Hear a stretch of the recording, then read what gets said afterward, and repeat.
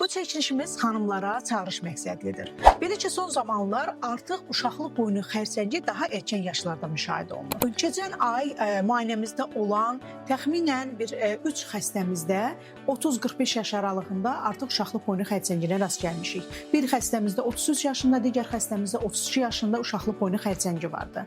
Bəs nə üçün xanımlarda artıq uşaqlıq boynu xərçəngi mərhələsində aşkarlanır bu patologiya, hansı ki uzun müddət bir xərçəngönü dövrü müşahidə olunur. Çünki əziz xanımlar, uşaqlıq boynu xərçəngönü dövrləri heç bir ağrı, heç bir narahatlıq vermir, heç bir şikayət vermədən keçir və hətta uşaqlıq boynu xərçənginin erkən mərhələsi belə heç bir şikayət vermədən keçəcəkdir.